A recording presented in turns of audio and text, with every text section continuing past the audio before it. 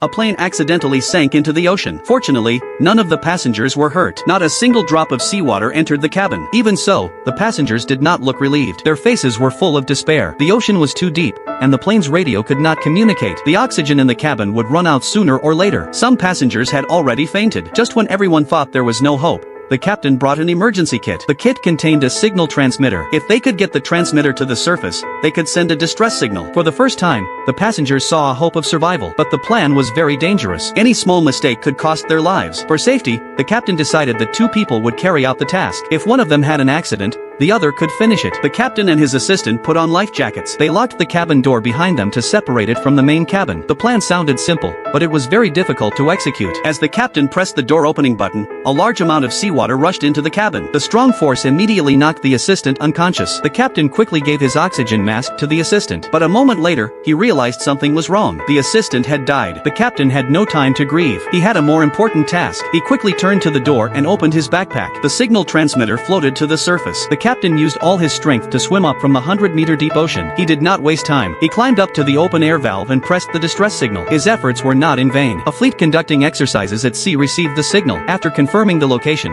the fleet immediately sent a rescue ship and successfully rescued the captain. After learning that there were still people alive on the seabed, the commander sent a rescue team to save the others. When the rescue team reached the plane, they realized they could not open the cabin. If they did, a large amount of seawater would rush in. This would endanger the passengers instead of saving them. The team returned and reported the situation to the commander. They had to make a new rescue plan. Finally, they decided that the only way was to raise the plane from the ocean. The rescue team returned underwater. They passed a lifting rope under the plane. Then they attached a large balloon to the rope. They connected the balloon to an air pump. After all preparations were ready, the team surfaced. The commander ordered the pump to start. The balloon quickly filled with air, and the plane began to rise. Soon, the plane's nose appeared above the surface. The rescue team rushed to the plane. They worked quickly to save the passengers. The connection straps were breaking one by one. If they failed, all their previous efforts would be wasted. Fortunately, they saved all the passengers. Just as they were about to evacuate, the straps at the tail broke. One female passenger was thrown back into the plane. In the critical moment, the captain had to go back inside. The plane was slowly sinking, and seawater rushed in. The captain took the woman to the cockpit and quickly opened the door. He pushed her into the water and jumped after her. With the help of a helicopter, they both survived. But the large passenger plane was lost forever, sinking to the bottom of the ocean.